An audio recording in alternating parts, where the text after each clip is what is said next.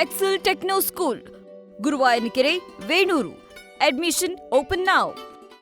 ತುಮಕೂರಲ್ಲಿ ಮಹಾತ್ಮ ಗಾಂಧಿ ಕ್ರೀಡಾಂಗಣ ಅದರ ಹೆಸರನ್ನು ಬದಲಾವಣೆ ಮಾಡುವಂಥ ದುಸ್ಸಾಹಸಕ್ಕೆ ರಾಜ್ಯ ಸರ್ಕಾರ ಕೈ ಹಾಕಿ ಅಲ್ಲಿ ಡಾಕ್ಟರ್ ಪರಮೇಶ್ವರ್ ಅವರ ಹೆಸರನ್ನು ಮಹಾತ್ಮ ಗಾಂಧಿ ಬದಲಿಯಾಗಿ ಮಾಡುತ್ತಿರುವಂಥದ್ದು ಅಕ್ಷಮ ಅಪರಾಧ. ಕಾಂಗ್ರೆಸ್ಸಿನ ಒಂದು ಮುಖವಾಡ ಕಳಚಿ ಬಿದ್ದಿದೆ. ಮನ್ರೇಗಾ ಅನ್ನ ಜಿ ರಾಮ್ಜಿ ಅಂತ ಬದಲಾವಣೆ ಮಾಡಿರುವಂಥದ್ದಕ್ಕೆ ಬಹಳ ದೊಡ್ಡ ಇಶ್ಯೂ ಆಗಿ ಅದನ್ನು ಪರಿವರ್ತನೆ ಮಾಡಿದರು. ಏನು ಮಹಾತ್ಮ ಗಾಂಧಿಯ ನಿಜವಾದಂಥ ಫಾಲೋವರ್ಸ್ ಇವರೇ ಅನ್ನೋ ರೀತಿಯಲ್ಲಿ ನಿನ್ನೆನೂ ಕೂಡ ನಮ್ಮ ಖರ್ಗೆ ಸಾಹೇಬರು ಮಾತಾಡಿದರು. ಮಾತಾಡೋದು ಒಂದು ಮಾಡೋದು ಒಂದು, ಇದು ಕಾಂಗ್ರೆಸ್ಸಿನ ನೀತಿ. ನಡೆನೇ ಬೇರೆ, ನುಡಿನೇ ಬೇರೆ. ಅದಕ್ಕೆ ಸಾಕ್ಷಿ ಇಷ್ಟೆಲ್ಲ ನಡೀತಿರುವಂಥ ಸಂದರ್ಭದಲ್ಲಿನೇ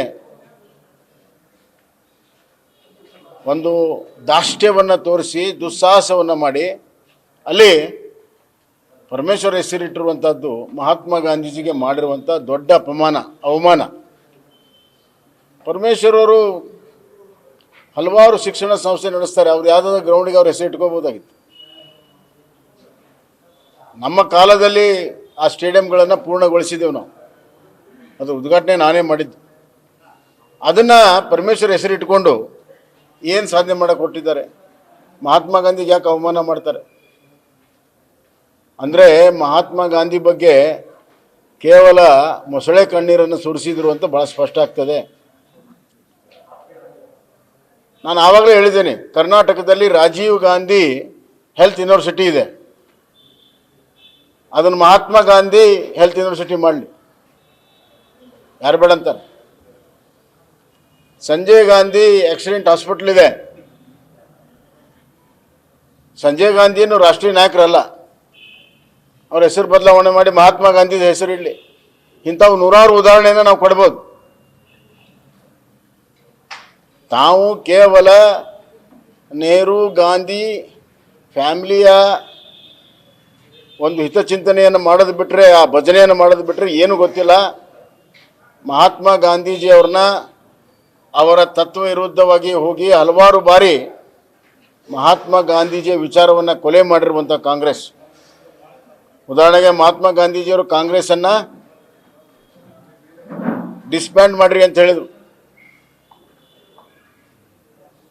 ಆದರೆ ಸ್ವಾರ್ಥಕ್ಕಾಗಿ, ರಾಜಕೀಯ ಲಾಭಕ್ಕಾಗಿ, ಸ್ಥಾನಕ್ಕಾಗಿ ಅದನ್ನು ಮುಂದುವರಿಸಿದರು ಕಾಂಗ್ರೆಸ್ಸಿಗರು. ಸ್ವತಂತ್ರ ಹೋರಾಟದಲ್ಲಿ ಭಾಳಷ್ಟು ಜನ ಅನಾಮಧೇಯ ಸೈನಿಕರು ತ್ಯಾಗ ಬಲಿದಾನ ಮಾಡಿದ್ದಾರೆ. ಅವ್ರ ಹೆಸರು ಸುಧಾ ಎಲ್ಲಿ ನಮೂದನೆ ಆಗಿಲ್ಲ, ಸಾವಿರಾರು ಜನ. ಆದರೆ ಅದರ ಲಾಭ ಕೇವಲ ಕಾಂಗ್ರೆಸ್ನವರು ತಗೊಳ್ಳೋ ಪ್ರಯತ್ನ ಮಾಡಿದರು ಮಹಾತ್ಮ ಗಾಂಧಿ ಹೆಸರಲ್ಲಿ. ಹೀಗಾಗಿ ಮಹಾತ್ಮ ಗಾಂಧಿ ಹೆಸರನ್ನು ಹೇಳುವ ನೈತಿಕ ಅಧಿಕಾರವನ್ನು ಕರ್ನಾಟಕದಲ್ಲಿ ಕಾಂಗ್ರೆಸ್ ಸರ್ಕಾರ, ಸಿದ್ದರಾಮಯ್ಯ ಅವರು ಮತ್ತು ಪರಮೇಶ್ವರ್ ಕಳ್ಕೊಂಡಿದ್ದಾರೆ ಅಂತ ಹೇಳಕ್ಕೆ ಇಚ್ಛೆಪಡ್ತೀನಿ. ಅಲ್ಲಿ ಸಿಎಂ ಅವರನ್ನು ಭೇಟಿ ಮಾಡಕ್ಕೆ ಹೋಗ್ತಾ ಇದ್ದಾರೆ. ಏರ್ಪೋರ್ಟ್ ಅಲ್ಲೇ ಭೇಟಿ ಮಾಡಿ ಅವರು ಸಂಪೂರ್ಣ ಪುನರ್ರಚನೆ ಬಗ್ಗೆ ಚರ್ಚೆ ಮಾಡಬೇಕು ಅಂತ ಸಿಎಂ, ಅಧಿಕಾರ ಹಸ್ತಾಂತರ ಬಗ್ಗೆ ಚರ್ಚೆ ಮಾಡಬೇಕು ಅಂತ ಡಿಸಿಎಂ ಪೈಪೋಟಿ ಮೇಲೆ ಹೋಗಿದ್ದಾರೆ. ಕಾಂಗ್ರೆಸ್ ಹೈಕಮಾಂಡ್ ಬಹಳ ಅಸಮರ್ಪಕವಾಗಿದೆ, ಇನ್ಕೇಪಬಲ್. ಅವ್ರ ನೀತಿ ಏನಪ್ಪಾ ಅಂತಂದ್ರೆ, ಯಾವುದೇ ನಿರ್ಧಾರವನ್ನು ತೆಗೆದುಕೊಳ್ಳದೇ ಇರುವುದೇ ಅವ್ರ ನೀತಿ. ಯಾವುದಾದ್ರೂ ಇಶ್ಯೂ ಇದ್ದರೆ ಸಮಯಕ್ಕೆ ತಾನೇ ಸತ್ತು ಹೋಗಲಿ, ಅದಕ್ಕೆ ಯಾವುದೇ ಪರಿಹಾರ ಕೊಡೋಂಗಿಲ್ಲ ಅನ್ನುವಂಥ ನೀತಿ ಇದೆ.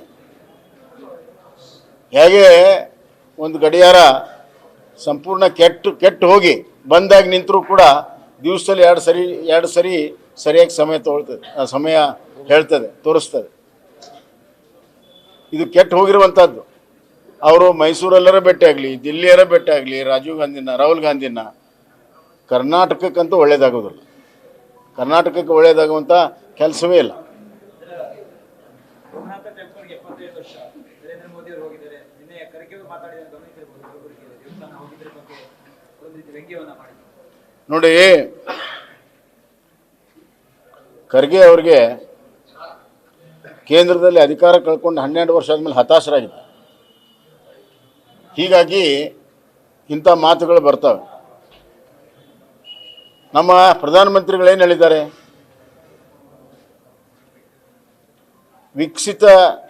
ವಿಕಾಸದೊಂದಿಗೆ ವಿರಾಸತ್ ತಂದಿದ್ದಾರೆ.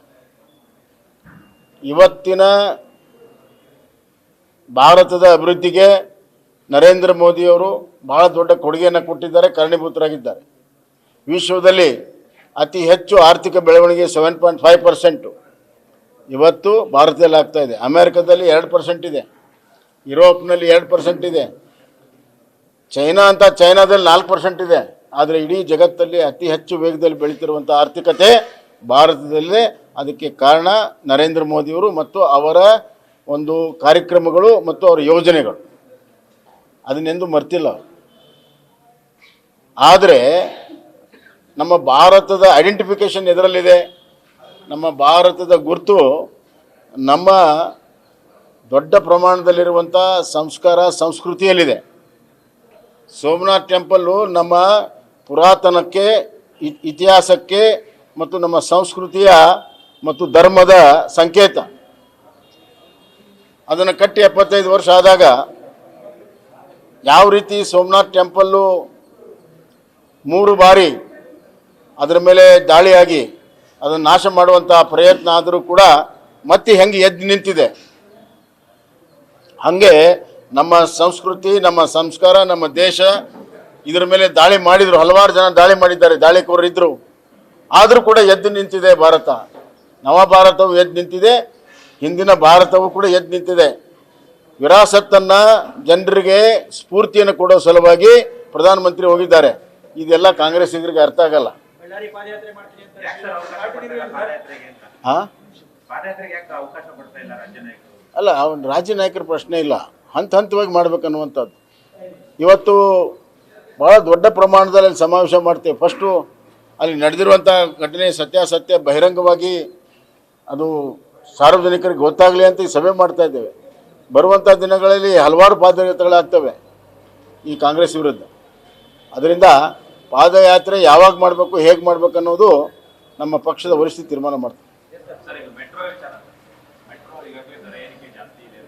ಇದ್ರ ನಡುವೆ ಮೆಟ್ರೋ ಅಧಿನಿಯಮದ ಪ್ರಕಾರ ಪ್ರತಿ ವರ್ಷ 5% ಏರಿಸಬೇಕು, ಈಗ ಮತ್ತೆ ಏರಿಸುವಂತ ನೋಡಿ, ಮೆಟ್ರೋ ಅಲ್ಲಿ ಅಧಿಕಾರಿಗಳು ಯಾರಿದ್ದಾರೆ, ಈ MD ಯಾರು? ರಾಜ್ಯ ಸರ್ಕಾರ ನೇಮಿಸ್ತಾರೆ. ಅವರು ಪಾರದರ್ಶಕವಾಗಿ ಮೆಟ್ರೋ ಅಕೌಂಟ್ಸನ್ನು ಸಾರ್ವಜನಿಕರಿಗೆ ಮೊದಲು ಹೇಳಬೇಕು. ದುಂದು ವೆಚ್ಚ ಎಲ್ಲೆಲ್ಲಿ ಆಗ್ತಾ ಇದೆ, ಹಲವಾರು ಕಡೆ ಸೋರಿಕೆ ಆಗ್ತಾ ಇದೆ, ಮತ್ತು ಕನ್ಸ್ಟ್ರಕ್ಷನಲ್ಲಿ ಡಿಲೇ ಆಗಿದ್ದರಿಂದ ವೆಚ್ಚ ಹೆಚ್ಚಾಗ್ತಾ ಇದೆ, ಎಸ್ಕಲೇಷನ್ ಆಗ್ತಾ ಇದೆ. ಇದರೆಲ್ಲ ಒಟ್ಟು ಪರಿಣಾಮ ಆ ಮೆಟ್ರೋದಲ್ಲಿ ಪ್ರಯಾಣಿಕರ ಮೇಲೆ ಆಗ್ತಾ ಇದೆ. ಆ ದುಂದು ವೆಚ್ಚವನ್ನು, ಸೋರಿಕೆಯನ್ನು ತಡೆಗಟ್ಟಬೇಕು. ಮೊದಲು ಪಾರದರ್ಶಕವಾಗಿ ಆಗಬೇಕು. ಆಮೇಲೆ ಇವತ್ತು ಯಾವುದು ಡೀಸೆಲ್ಲು, ಪೆಟ್ರೋಲ್ ಯಾವುದೂ ಹೆಚ್ಚಾಗಿಲ್ಲ, ಬೆಲೆ ಏರಿಕೆ ಮಾಡೋ ಅವಶ್ಯಕತೆ ಇಲ್ಲ. ಇಲ್ಲೇನು ಕನ್ಸ್ಟ್ರಕ್ಷನ್ ಆಗ್ತಾ ಇದೆ ಅದರಲ್ಲಿ ಭಾಳಷ್ಟು ಲೋಪ ಇದೆ, ಭ್ರಷ್ಟಾಚಾರ ಇದೆ, ಡಿಲೇ ಇದೆ. ಅವುಗಳನ್ನು ಮುಚ್ಕೊಳ್ಳೋ ಸಲುವಾಗಿ ಇದೆಲ್ಲ ಮಾಡ್ತಾ ಇದೆ.